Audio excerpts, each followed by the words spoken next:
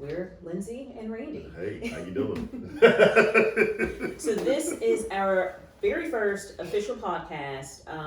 We are so excited about it. Man. And as our first podcast, we just want to give you a chance to get to know us as people and as counselor and life coach. Mm-hmm. And so I'm going to hand the floor over to Randy. Tell us a little bit about yourself. Man. Hey, how y'all doing? Well, I'm Randy. True Coach Randy is what they call me. You know, I'm just that individual I'm a radical thinker, and I just don't think everything is as difficult as we perceive it to be. I like to try to find the small things, and let's work on the small things, because I feel like if you can fix a small thing, the end result, the big picture, will flow better. And that's where I am as a coach. I believe in teaching people how to live in their own truth.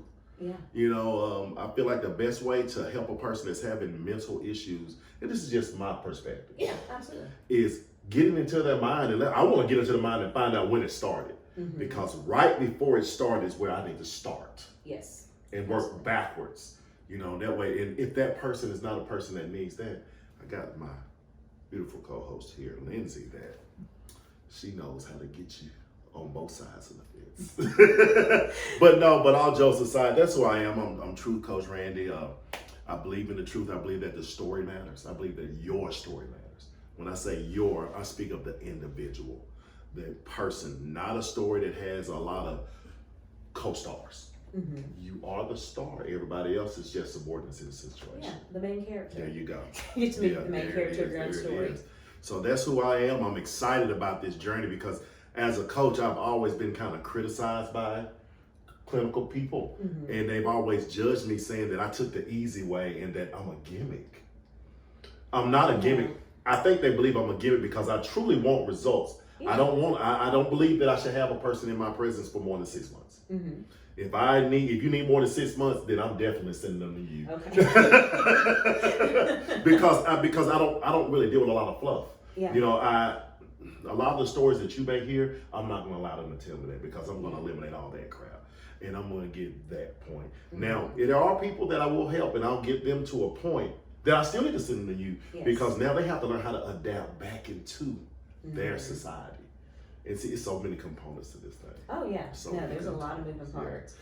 Yeah. And how do you feel working with a coach as a clinical?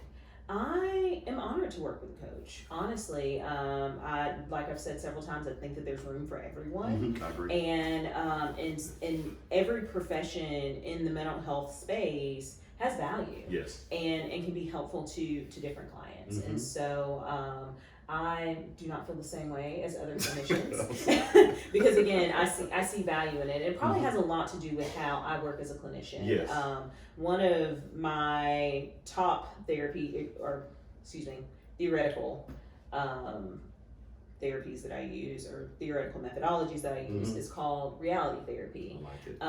And it goes by the name of choice therapy. And so a lot of what we do as humans has a lot to do with our choices and what we choose for ourselves, sometimes what we choose for other people, and that leads us to certain destinations. Now, I'm not discounting mental health diagnoses, I'm not discounting other theories because I utilize those as well, but the reason that I value coaching is because it is very much like reality therapy, choice therapy, and then like solution focused therapy, where it's like let's get in and let's get some work done, because if you're seeing either one of us, something about your life should be changing. Yes. Otherwise, we're not doing our jobs. There you go. I like that. Yes. So I know with me, I once that first session starts, even though I'm hyper focused on that session, I'm already looking forward to the second one because I like results. Yes. Quick results. I don't like the lingering. I don't want it to be, I didn't get it out of the first session. Then I feel like I was a failure. Okay. I feel like I was a failure. I feel like because time, we don't have a lot of it. Yes. Like I said, I think 2 or 3 times a day, I need more time in one day. Yes. It's the only type of currency we can't make more of. Exactly. So we got to be intentional about making a difference now. If it's, God forbid it's your last moment, but if it is and you had me before that last moment, I want the person that you saw last to know that you were different. Yeah. And that's important to me. That's very Absolutely. important to me. Yeah. So I mean, sounds like that you're doing good work. Damn. What about Randy the person? Woo! I'm a man. What's your story? My story? Hey, not just to get into I actually became the true truth coach Randy by dealing with my story. Okay. Believe it or not, I was stuck at like a 10-year-old mentally, battling things from my adolescent years that I was afraid to face. Yeah. Because I was afraid of reactions. And a very powerful mind told me, you have to realize that the people that you're protecting are fooling with you anyway. And once that finally clicked, I grew up and I became an adult overnight. Yeah. It was like, boom, I'm no longer in that 10-year-old kid now. I do reflect upon him from time to time, because in reality, just because you've healed mentally doesn't mean that it disappears. Oh, so you're going to have moments of revisiting. Mm-hmm. But now I can revisit and I can talk to that person, because he comes back and I can talk to him and say, we've already dealt with this. Yeah. We've already dealt with this. Why, what are you looking for? What are you seeking to come back to me when you've already passed that moment? And, it's hard for me to get deep into the real story of where Randy came, because I'm past it. Yeah. I'm past it, and this is how I want my clients to feel. Yes. Like, I don't have to keep giving you what broke me down the worst. Yeah. Because there's a new story now. Mm-hmm. And my new story is, I do visit it from time to time, but I now know the power of manifestation. Got it. I now know the true power of my words. Mm-hmm. And now if I get into a dark place, Lindsey, I speak so much positivity over my life that it just happens. It just happens. And if I could leave anybody with anything from my story, know that you're important. Mm-hmm. Know that what you speak over yourself is real, because you're not going to speak anything bad over yourself. Yeah. So you do that and watch how those around you begin to get better and better, because I'm telling you, when you put light into a room, darkness can't beat it. Yeah. It can't beat it. Can't beat it. It can't beat it. Only thing that will defeat that light is if you turn it off. That's it. Very That's true. it. Give us 3 fun facts about yourself. I'm a chef. Okay. Probably one of the most clumsiest people you will ever meet in your life. If there's just me, 4 walls, and nothing in the room and a bottle of water, the water will be knocked over. Don't know how it happens. Well, you and I have that in common. And I have severe ADHD that I have finally learned through the help of my wife to control. Okay. Good. And I love to reciprocate the question. Okay. All right. Well, I think that there were 3 questions. Yeah, no, 2 questions. no. Tell us about you. Yeah. Well, I'm Lindsey Shekels Prather. I use my maiden name professionally, my married name personally, and so I've ended up with a double last name as a result. I am a Kentucky native. But actually lived in Europe most of my childhood, because my family is military. Okay. And that heavily influences pretty much how I live now, kind of my worldview, Mm-hmm. different experiences that I've had, and so certainly that will come up from time to time when I'm talking about myself, or kind of how I see the world or function in society. I am a therapist. I'm an LPC, so that's a licensed professional counselor. I've been doing it for 13 years. 13 years last week. Wow. so been in the game a long time, have worked with different populations, Mm-hmm. different types of people. Honestly, my favorite thing is just helping people with life. Yes. To bill insurance for Mm-hmm. For clinicians, we have to give people a diagnosis. Okay. I don't see much value in diagnosis at times. Other times it completely guides Mm-hmm. what I need to do in my office. However, most people just have adjustment disorders, and all that means is life. Mm-hmm. Like life is happening, and we're having some trouble navigating Mm-hmm. it. And so coming into my office, we're able to go all the way back, Yes.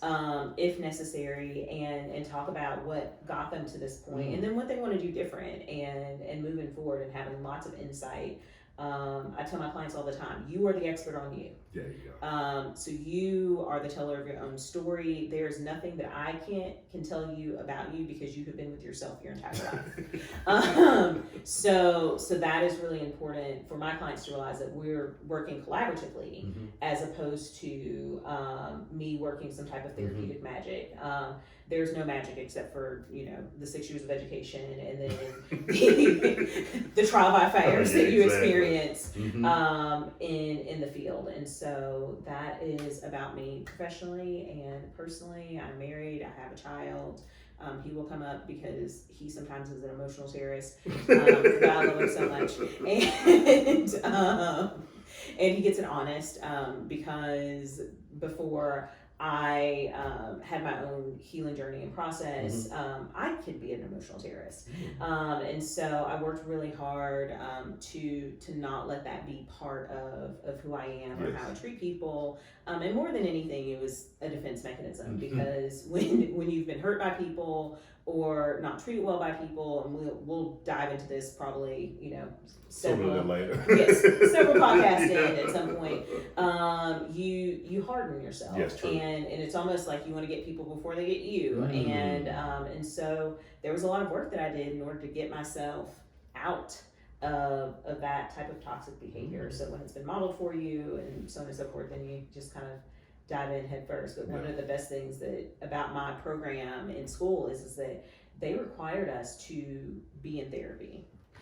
I say required, it was strongly suggested that we be in therapy ourselves just to work out anything that we need to work out prior to sitting on the other side of the office, because it's just almost impossible to not be in a good space yourself and help people with their own challenges. The question, do you feel that as we sit on the other side, that it's healthy to not feel like you fixed yourself completely when you're listening to someone else? You're not this perfect vessel. Oh, no. You know what I mean? I've met many that think they're this perfect vessel because that's just a level of healing. Yeah. It's so many different levels to it. And I think that actually, because I grow so much through other stories. Because as you're sitting there evaluating, we're great listeners. So as I know as I'm listening, I'm also compartmentalizing and I'm reflecting and I'm like, wow. Because how can you help someone unless you help them through the journey that you went through? Yeah. And so I'm just listening at you and I'm like, I can see how you use relatable things from your past to help you to catapult those to the next level. Absolutely. But it's funny, and this is one of the differences between coaching and counseling is that we are encouraged to take ourselves out. That's amazing. That it is not like if you're my client, you are the star of the show, and really and truly up until recently, self-disclosure was heavily discouraged. Wow. I disclose as needed. Sometimes just for a client to understand that I'm not perfect, and that I don't have it all together all the time, and that I see them or I can understand from my own experience. And so if I can't completely empathize, and I can certainly sympathize, where it's just we've all been there.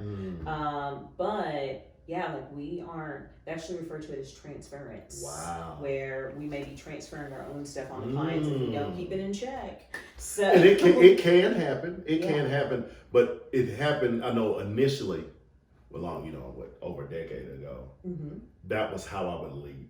Yeah. That's when the problems start. It just has to come in, and over time it became more natural to just understand when that would be just a boost to push them deeper into their side. For sure. Just because people get to the point where they're like, I'm telling you all my business and I don't know anything about you. And then that's when you can be like, I'm normal at the same time. I haven't always been this person. And then they go, oh, take a deep breath. And then it's like that jumper cable boost. Boom. Oh yeah. And I tell clients all the time, my office is a judgment-free zone. Yes. This is not a place for you to be judged or evaluated in a way that's not going to be helpful. If nothing else, I'm absorbing this information to figure out where whatever came from and how we can learn to manage it as we move forward. So what are these 3 fun facts that we know about Miss Lindsey? Okay, 3 fun facts. Well, I guess the first one is, spending a good chunk of my childhood overseas. Yeah, that's cool. Let's see. The second one was in a past life, I was a pageant girl. So, and the reason I always say a past life is that it just seems like it was a million years ago, and I have grown so much from that experience. But it's funny when I meet people from that phase of my life, they always treat you like you're still there, and so I'm not. But I was first runner-up to Miss Kentucky. I almost went to Miss America. Oh, wow. If I just shoved that girl off stage, it could have been me. That's amazing. But, so that's 2 fun facts. Let's see. The third fun fact is I'm actually a trained vocalist, but probably much to my parents' dismay, after they invested heavily in me and music, that mostly I use those talents as a bar star to sing karaoke. So, okay, there it is. Those are the 3 fun facts. I love it. Well, I think that our listeners and viewers have gotten a good taste of what we're doing here. It's gonna be fun, and it's gonna be a good situation. Topics for days. Topics for days. I had topics popping up in my head as we were talking, and I was like just holding it back. I got asked a question this morning. Never been asked that question before. I can't wait to ask you. Yes. All right. Well, we're gonna get on it. We're gonna get on it. So thank you so much for joining us at the Lindsey and Randy Show, and we're gonna have some really great podcasts for you in the following episodes and beyond. Yes. So thanks for joining us. Right in the night, yeah, we just out with the fun. No, we don't stop until the morning comes. Young and reckless, we just living wild. Make every day.